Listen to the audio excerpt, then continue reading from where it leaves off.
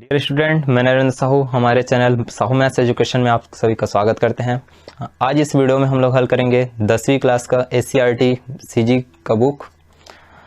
पहला अध्याय है बहुपद, जिसमें बहुपदों का योग, बहुपदों को घटाना और बहुपदों का गुणा दिया गया है। ये सिर्फ इंट्रोडक्शन के लिए, क्योंकि आप ये सभी क्वेश्चन 9th क्लास में कर चुके हो। मेनली इस चैप्टर में बताया गया है बहुपदों का भाग। तो उदाहरण आप लोग देख लेंगे। मैं सीधा प्रश्नावली स्टार्ट करता हूँ, प्रश्नावली 1 का। उसमें देखेंगे कि भाग कैसे देना है। तो सबसे पहला बहुपद। तो जब भी कोई भी अध्याय शुरू करते हैं तो सबसे पहले अध्याय का मतलब पता होना चाहिए। बहुपद तो गणित में हम लोग जानते हैं दो प्रकार की संख्याएं होती है। एक होती है चर संख्या और दूसरी होती है अचर संख्या। आप सभी लोग इन सब संख्याओं से परिचित हो। चर संख्या वह संख्या होती है जिनका मान परिवर्तन होता है, जिसको अल्फाबेट से दर्शाया जाता है, जैसे कि x, y, z, p, q, r एक्सेट्रस। और अचर संख्याएं वे होती हैं जिनका मान फिक्स होता है, 1, 2, 3, 4 डैश डैश। चर संख्याओं का जो मान होता है वो फिक्स नहीं रहता, यानी स्थिर नहीं रहता, जबकि अचर संख्याओं का मान स्थिर रहता है। चर और अचर संख्या मिलाकर हमारे बीजीय व्यंजक का निर्माण करते हैं। बीजीय व्यंजक पदों के आधार पर इनको और अलग अलग भागों में वर्गीकृत किया गया है। जैसे यहाँ मान लेते हैं ये 5x है, या खाली 3 लिख देते हैं। ये एक पदीय व्यंजक है। 5x का वर्ग धन 2x धन 3, ये त्रिपदीय बीजीय व्यंजक है। और 7 वर्गमूल x धन 3, ये द्विपदीय व्यंजक है। लेकिन इसमें से सभी बहुपद नहीं है। जैसे इसमें देखते हैं, इसमें 3 है। इसमें चर संख्या कितना है? तो कुछ नहीं है, मतलब x का घात कितना है? 0। x का घात 0 को हम लोग 1 लिखते हैं, इसलिए यहाँ x का घात कितना है? 0। यहाँ x का घात 1 है, यहाँ x का घात 2 है, यहाँ x का घात 1 है, यहाँ x का घात 0 है। यहाँ x जब भी वर्गमूल में रहेगा, मतलब x का घात कितना है? 1/2 है, धन 3। तो ऐसा बीजीय व्यंजक जिसमें चर संख्या का घात जो एक घात रहता है, एक पूर्ण संख्या होती है। पूर्ण संख्या मतलब 0, 1, 2, 3 डैश डैश डैश। तो वह बीजीय व्यंजक क्या कहलाता है? बहुपद। तो इसमें ये भी बहुपद है, ये भी बहुपद है, ये भी बहुपद है, लेकिन ये बहुपद नहीं है, क्योंकि इसका जो घात है 1/2 है, जो कि पूर्ण नहीं है, जब बल्कि भिन्नात्मक है। तो बहुपद क्या होता है? ऐसा बीजीय व्यंजक जिसमें चर संख्या का घात पूर्ण संख्या हो या धनात्मक संख्या हो, ऋणात्मक नहीं होना चाहिए और भिन्नात्मक नहीं होना चाहिए। तो ये होता है बहुपद। अब सीधा देखते हैं बहुपदों का भाग। उम्मीद करता हूं ये आपको समझ में आया होगा। अब देखते हैं बहुपदों का भाग। इसका प्रश्नावली का पहला प्रश्न है, x का वर्ग ऋण x धन 1। प्रश्नावली 1 पहला प्रश्न, x का वर्ग ऋण x धन 1 को x धन 1 से भाग दीजिए। तो देखिए स्टूडेंट कैसे हल करना है इसको। तो हल जनरली ऐसे, जिसको भाग देना है x का वर्ग ऋण x धन 1, इसको यहाँ लिखते हैं। जिससे भाग देना है x धन 1 यहाँ। अब क्या करना है, यहाँ जो शुरू में है कितना है? x का वर्ग। तो ये x का वर्ग हुआ, और इसके शुरू में क्या है? x। तो हर हमेशा इसके जो शुरू में रहेगा उसको इसके जो शुरू में रहता है स्टार्टिंग में, उससे क्या करना है? भाग देना है। तो x का वर्ग को अगर x से भाग देंगे तो एक x कट जाएगा, कितना बचेगा? x। यही हमारा क्या है? भागफल है x। अब x गुना x के साथ तो x का वर्ग धन, यहाँ धन चिन्ह है, x का गुना 1 के साथ तो यहाँ x, फिर माइनस करेंगे तो ये माइनस होगा, ये भी माइनस होगा, ये कैंसिल हो जाएंगे। अब देखो ऋण x कितना हो जाएगा? ऋण 2x। अब क्या बचा? धन 1, इसको यहाँ ला लेते हैं। अब इसके स्टार्टिंग में क्या है? ऋण 2x, तो ऋण 2x। इसके स्टार्टिंग में क्या है? x, तो x से x कट जाएगा, कितना बचा? ऋण 2। ये कहाँ जाएगा? भाग में, ऋण 2। अब ऋण 2 का गुणा x के साथ तो ऋण 2x, और धन और ऋण का क्या हो जाएगा? ऋण 2 का गुणा 1 के साथ तो 2 एकम 2। अब फिर माइनस करेंगे तो ये क्या हो जाएगा? प्लस, और ये भी क्या हो जाएगा? प्लस। ये माइनस और ये प्लस कैंसिल, तो +1 +2 कितना बचा? 3। तो इसका भागफल क्या आया? भागफल बराबर 1 से ऋण 2 और शेषफल शेषफल बराबर कितना आया, धन 3 या खाली 3। ठीक है, समझ में आया। अब इसमें हम लोग विभाजन कलन के नियम लगाकर कैसे लिख सकते हैं इसको देखो। जिसको भाग देते हैं उसको क्या कहते हैं, भाज्य। ठीक है, जिससे भाग देते हैं उसको क्या बोलते हैं, भाजक, और इसको बोलते हैं भागफल, और इसको बोलते हैं शेषफल। तो विभाजन कलन के नियम क्या होता है, तो भाज्य बराबर भाजक गुणा भागफल धन शेषफल। तो इसमें देखते हैं, इसमें भाज्य क्या है, x का वर्ग ऋण x धन 1 को हम लोग भाजक इस रूप में लिख सकते हैं। तो भाजक क्या है, तो x धन 1, और भागफल कितना आया, x ऋण 2 धन शेषफल कितना आया 3। हम लोग x का वर्ग ऋण x धन 1 को इस रूप में लिख सकते हैं। ठीक है, ये याद रहना चाहिए। इसको भाज्य बोलते हैं, इसको भागफल बोलते हैं, इसको भाजक बोलते हैं। ठीक है, अब ये हो गया। इसके बाद सेकंड क्वेश्चन करते हैं। सेकंड क्वेश्चन है 6x का वर्ग ऋण 5x धन 1 को भाग देना है किससे, 2x ऋण 1 से। ठीक है, तो इसको कैसे भाग करना है, 6x का वर्ग ऋण 5x धन 1, 2x ऋण 1 को कहाँ लिखेंगे, यहाँ 2x ऋण 1। अब इसके सामने में क्या है, 6x का वर्ग, इसके सामने में क्या है, 2x, 1x से 1x कटेगा, 2 एकम 2, 2 तिया 6, तो यहाँ कितना आया 3x। इसको कहाँ लिखना है, सीधा भागफल। 3x का गुणा इसके साथ, तो 6x का वर्ग, बीच में ऋण चिन्ह, 3 एकम 3x यहाँ हो जाएगा। अब माइनस करेंगे, ये माइनस हो जाएगा यार, ये प्लस हो जाएगा, ये कैंसिल होगा।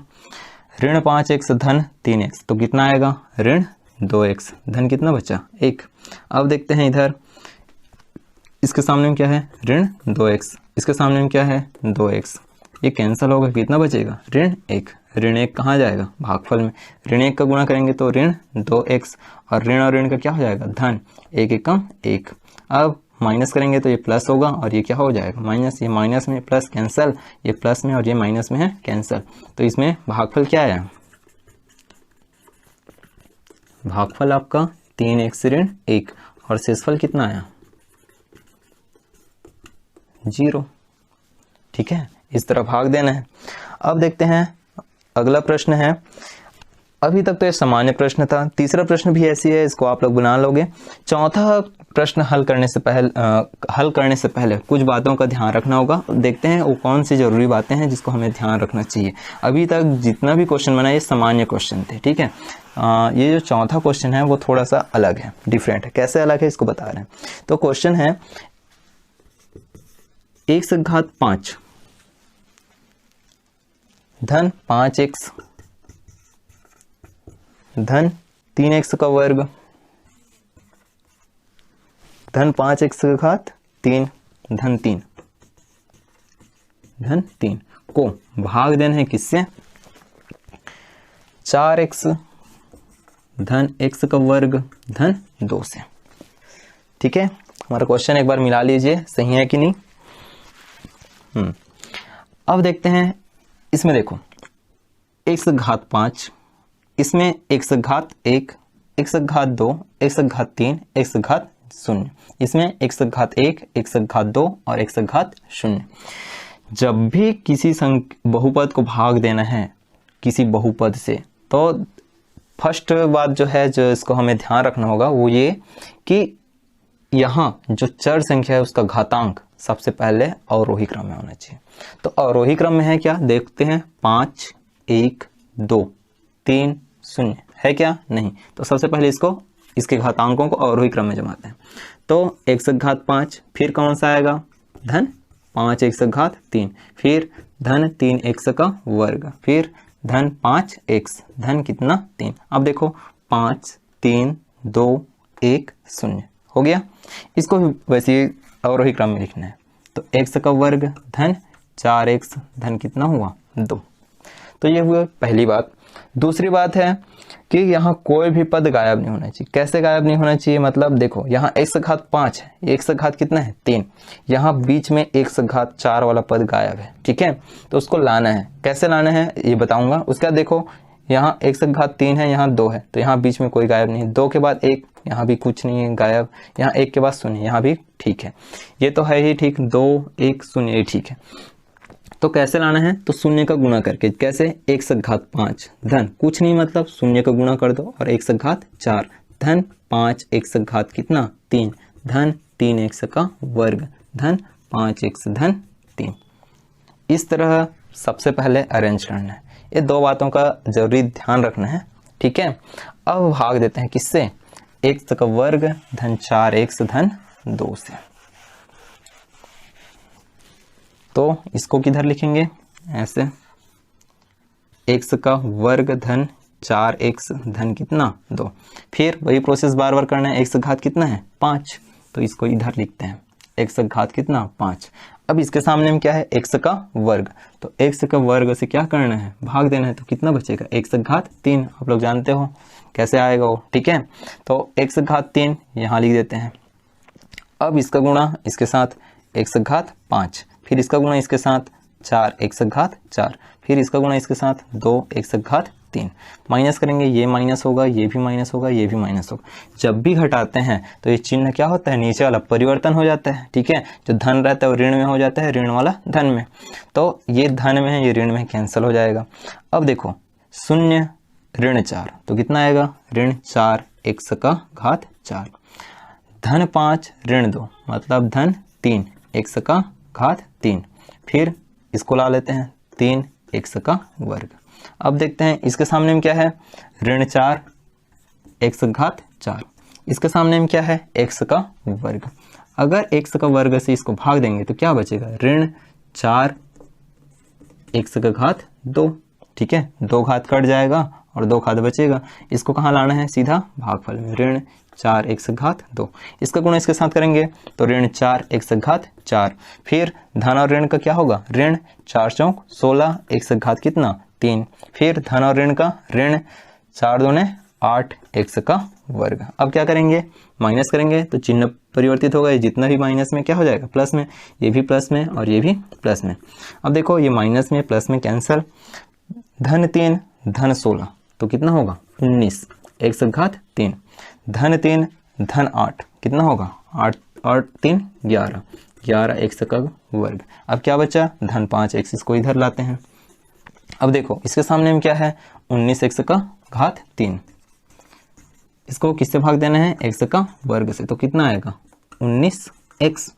अब इसको कहाँ ले जाना है, भागफल में, धन 19x। अब गुणा करो, 19x का गुणा इसके साथ करेंगे तो 19x घात 3, फिर धन धन का तो धन ही होगा, फिर 19 चौक कितना होगा, 19 दूनी 38, 19 चौक 76, ठीक है, तो 76 x का वर्ग, फिर धन 19 दूनी कितना होगा 38x, फिर माइनस करेंगे, ये माइनस, ये भी माइनस, ये भी माइनस, ठीक है, ये प्लस में है, ये माइनस में है, कैंसल, धन 11 x का वर्ग ऋण 76 x का वर्ग कितना आएगा, 6 में 1 5 और 7 में 1 6, लेकिन बड़ा ये है 76 तो ऋण में आएगा, ऋण 65 x का वर्ग, फिर धन 5 ऋण 38 तो ये कितना आ जाएगा, ऋण 35x।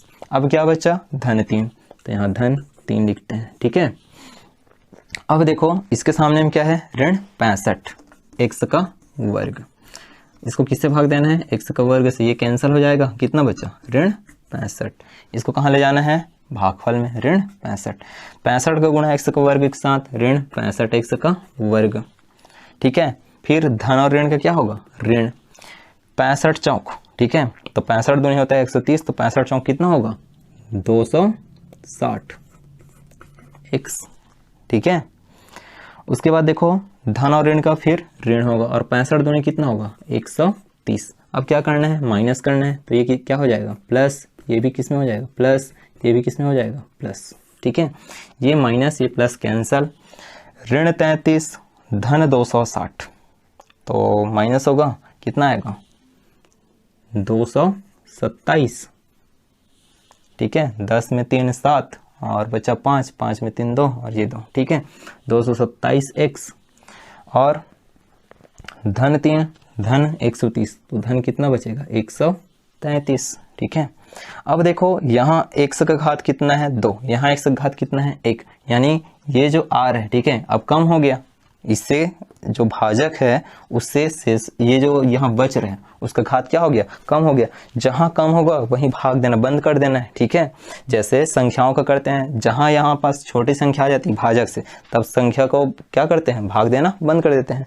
तो ये हमारा क्या है, ये है हमारा भागफल। कितना आया भागफल, x का घात 3 ऋण 4x का वर्ग धन 19x ऋण 65, और ये है हमारा क्या, शेषफल 227x धन 133। ये हो गया क्या, शेषफल। तो ऐसे ही बाकी क्वेश्चन भी बनाना है। ये था थोड़ा अलग टाइप से क्वेश्चन, बाकी तो सामान्य क्वेश्चन है। उसके बाद क्वेश्चन 5वां है, 6वां है, ये आप लोग देख लेना। अगर कोई भी प्रॉब्लम होता है तो हमें कमेंट बॉक्स पे कमेंट कर देना। ठीक है, इसके बाद और कौन सा क्वेश्चन बताएं, 7वां क्वेश्चन बता देते हैं। ठीक है, यदि भाजक कितना है 3x का वर्ग ऋण 2x धन 2, भागफल बराबर x धन 1, शेषफल बराबर 3 है, तब भाज्य बताइए। इसको कैसे बनाना है, विभाजन कलन के नियम से। ये क्वेश्चन हो गया, समझ में आ गया। ठीक है, इसके बाद कौन सा क्वेश्चन बनाते हैं, 7वां क्वेश्चन।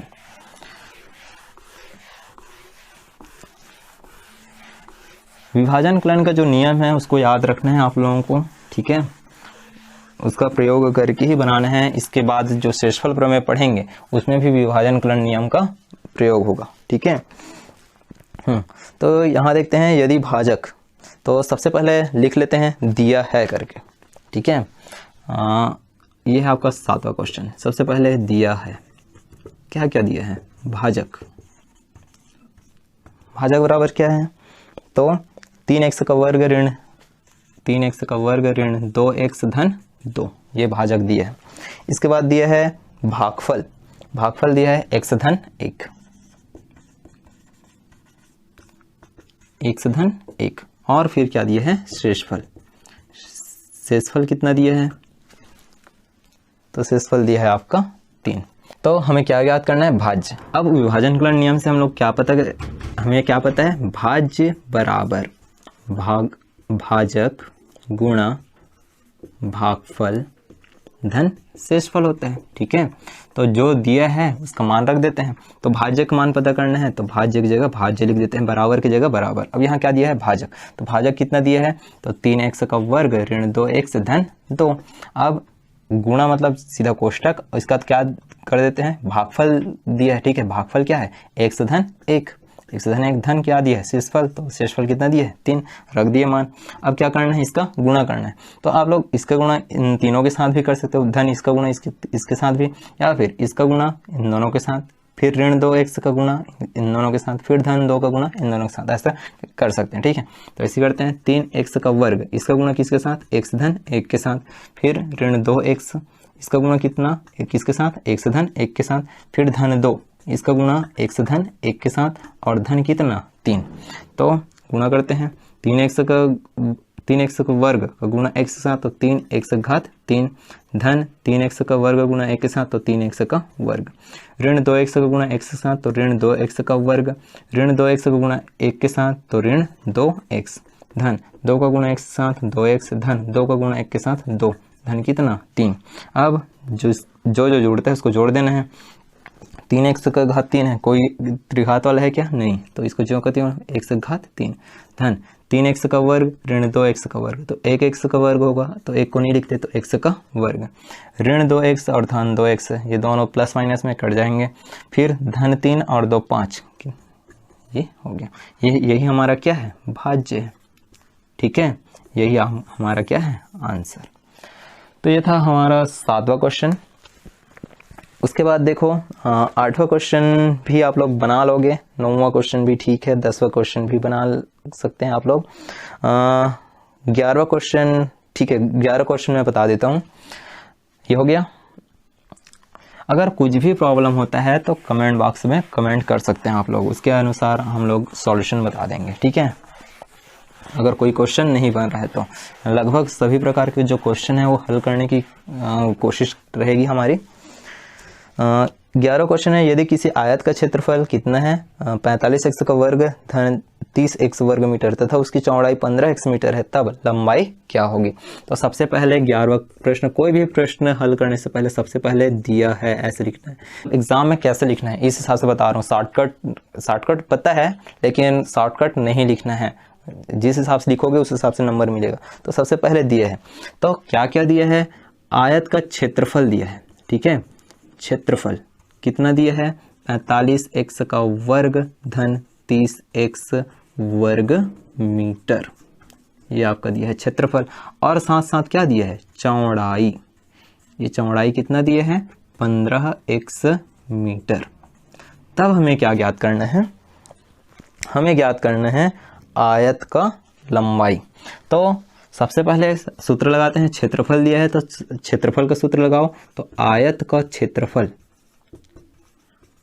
आयत का क्षेत्रफल क्या होता है, लंबाई गुना चौड़ाई, ठीक है। तो जो जो मान दिया है उसको रखो, बराबर चिन्ह के नीचे बराबर चिन्ह, इधर क्या दिया आयत का क्षेत्रफल, तो आयत का क्षेत्रफल कितना है 45x का वर्ग धन 30x। लंबाई क्या है नहीं पता, तो लंबाई की जगह लंबाई लिखते हैं गुणित चौड़ाई, चौड़ाई की जगह कितना है 15x, ठीक है, तो 15x लिख देते हैं। अब हमें लंबाई का मान ज्ञात करना है, तो लंबाई के साथ ये 15x किस में है, गुणा में है। जैसे पक्षांतर करेंगे क्या हो जाता है, इधर जाके भाग हो जाता है। तो इधर क्या बचेगा, इधर क्या बचा, केवल और केवल लंबाई इधर। अब इधर क्या था, तो 45x का वर्ग धन 30x था। अब ये इधर जाके कहाँ हो जाएगा, भाग में चला जाएगा, तो ऐसे बटा करके लिख देते हैं 15x।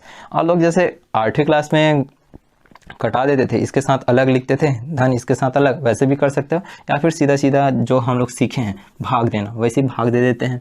इधर कितना है 45x का वर्ग धन कितना है 30x है, किससे भाग देना है 15x के।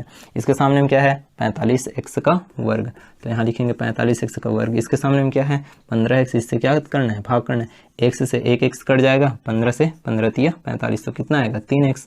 3x को यहाँ लिखना है, 3x गुणा इसके साथ करेंगे कितना हो जाएगा 15 तिया 45 x का वर्ग। फिर माइनस करेंगे तो ये प्लस माइनस कैंसिल हो जाएगा, यहाँ कुछ नहीं बचा, धन कितना है 30x।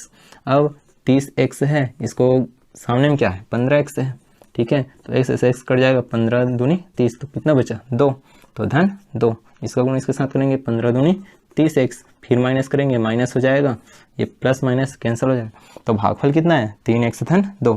तो हमारी जो लंबाई है, ठीक है, वो कितना हो जाएगा 3x धन 2। अब देखते हैं ये वर्ग मीटर में दिया है, मीटर में दिया है, तो ये भी किस में होगा मीटर में, ठीक है, इसका इकाई लिखना नहीं भूलना है। तो जो हमारा आंसर है जो पूछा गया था वो कितना है, लंबाई बराबर 3x धन 2 मीटर, ठीक है। अगर ये वीडियो आप लोगों को पसंद आया होगा तो लाइक और शेयर जरूर करें, और ऐसे ही आगे के जो वीडियो हैं आगे हम लोग पढ़ेंगे शेषफल प्रमेय, ठीक है। तो उसके लिए ऐसी वीडियो पाने के लिए हमें सब्सक्राइब जरूर करें हमारे चैनल को। धन्यवाद।